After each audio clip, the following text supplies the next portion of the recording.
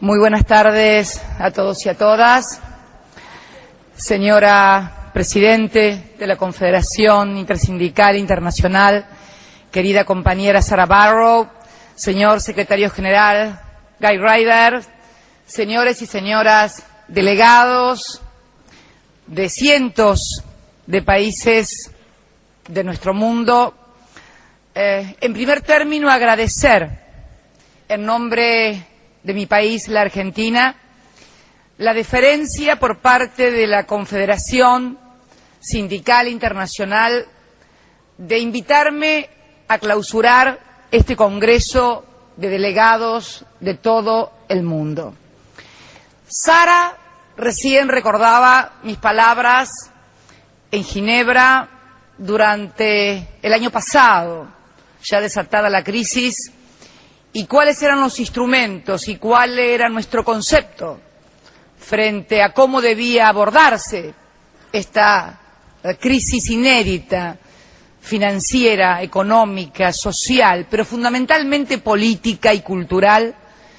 la más grande que se recuerde desde 1930. Y yo, hace unos instantes, recordaba también otro momento en Ginebra, que fui cuando conocí a Guy Ryder, y que fue cuando fui invitada a la convención anual del año 2007. Allí asistió Guy en representación de los trabajadores, el entonces presidente de la Confederación de Empresarios Españoles, José María Cuevas, e invitaron a quien les habla, en ese momento senadora de la República Argentina, como la tercera pata de lo que es la negociación colectiva, Estado o política, trabajadores y empresarios. En aquel momento planteé lo que había sido nuestro modelo de desarrollo a partir del año 2003 y tal vez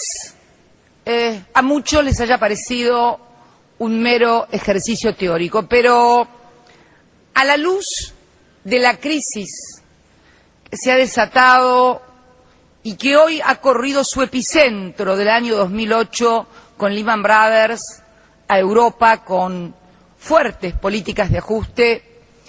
debemos decir que desde la Argentina estamos viendo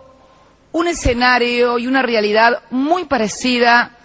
a la que vivió mi país en el año 2001, cuando implosionó un sistema económico, cuando se defaultó la deuda soberana más importante que recuerda la historia del mundo y que había sido precedida esa crisis de políticas de ajuste muy similares a las que hoy se intentan o se están ya aplicando en parte de la eurozona. Cuando comienza la crisis en mi país,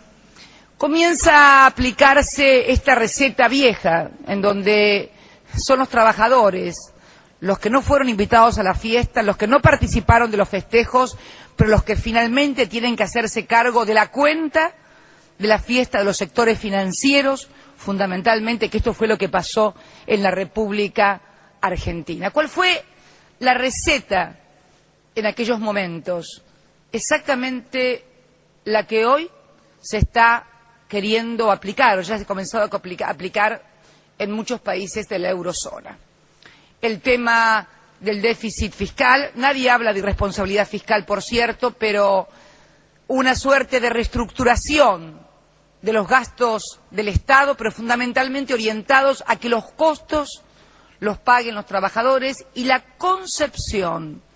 de que el problema radica fundamentalmente por allí en los beneficios que tienen los trabajadores o los beneficiarios de los sistemas jubilatorios. A punto tal que se ensayaron reformas de flexibilización laboral, algunas realmente en un marco escandaloso de corrupción estatal, con sobornos que realmente todavía avergüenzan hoy a millones de argentinos, y luego, con el advenimiento del nuevo gobierno en 1999, reducción de salarios de trabajadores del sector público, reducción de jubilaciones y pensiones que agravaron el congelamiento que ya venían teniendo las jubilaciones y pensiones y también los salarios desde hacía más de una década. ¿Cuál fue el resultado? ¿Hubo alguna mejora? No. Al contrario, la crisis se aceleró, se precipitaron los hechos y finalmente la Argentina cayó aún más en su PBI y, como no podía ser de otra manera, si se había endeudado con un determinado nivel de PBI, al caer aún más el Producto Bruto Interno, producto del ajuste, se vio imposibilitada de pagar su deuda y se declaró el default. Esta es la historia porque creo que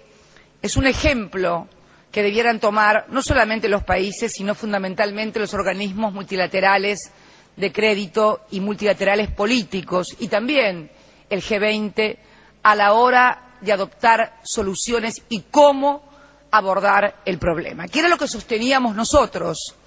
en el año 2003, cuando se pretendía que se reestructurase o se pagase una deuda que era impagable en los términos que planteaban los que habían comprado bonos de la deuda argentina a precios irrisorios, que habían obtenido rentas durante la década de los años 90, pingües en materia, por efecto de la convertibilidad, en materia financiera? ¿Y qué era lo que sosteníamos nosotros? Nosotros sostuvimos la necesidad, como lo hicimos finalmente, de reestructurar la deuda soberana del país, pero reestructurarla en base a las necesidades del país y en base a no hacer un ajuste que fuera pagado por los trabajadores y el consumo popular, porque sosteníamos precisamente que solamente un crecimiento y desarrollo del mercado interno, que un crecimiento del poder de consumo de los trabajadores, asalariados, pensionados y jubilados, iba a permitir generar un crecimiento del Producto Bruto Interno que finalmente permitiera hacer honor a los compromisos internacionales. El expresidente Kirchner, me acuerdo, sostuvo en varias oportunidades ante la Asamblea General de Naciones Unidas con motivo de las reuniones que se hacen anualmente en Nueva York, que ningún muerto paga sus deudas. Los únicos que pueden pagar sus deudas son los que están vivos. Y para poder vivir hay que tener trabajo, hay que tener salario, hay que tener seguridad, hay que tener salud, hay que tener educación. No se entiende, no suena razonable que si un país tiene un determinado nivel de endeudamiento, que es por cierto alto, con la relación entre PBI y deuda, si lo obligan a bajar su PBI y su crecimiento, pueda pagar un mayor nivel de endeudamiento. Suena absolutamente ilógico y esto era lo que nosotros sosteníamos en el año 2003 en una situación muy, pero muy similar a la que viven hoy numerosos países de la eurozona. Sosteníamos la necesidad, primero, de una presencia del Estado en materia de inversión y de gasto público que fomentara la demanda agregada, que siguiera dando infraestructura a la economía y que fundamentalmente también interviniera fuertemente, porque está comprobado que el mercado no es un buen asignador de recursos. El mercado puede producir recursos, pero la regulación de su asignación, su controlor y su vigilancia, sobre todo en el sector financiero, son responsabilidades ineludibles por parte del Estado. Y luego de 8 años exactamente, 25 de mayo del año 2003 a 25 de mayo del 2010, 7 años para ser más precisos, 7 años exactos, la Argentina,